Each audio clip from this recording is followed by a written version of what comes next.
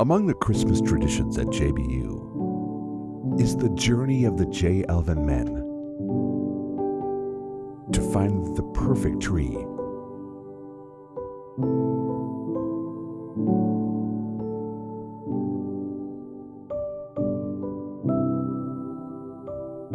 It must be tall and its branches wide.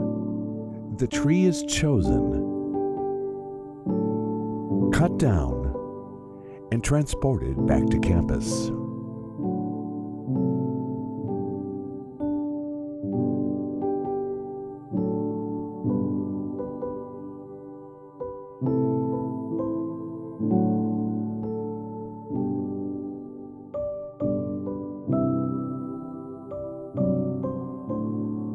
Unloaded, the tree is carried inside,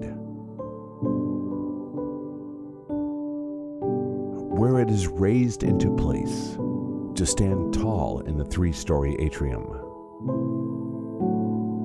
Textbooks are closed and projects delayed as students string the lights and hang ornaments. A needed reminder to pause and to enjoy the season. As you observe your own Christmas traditions, may you also find rest and time to reflect on the birth of our Savior. Merry Christmas.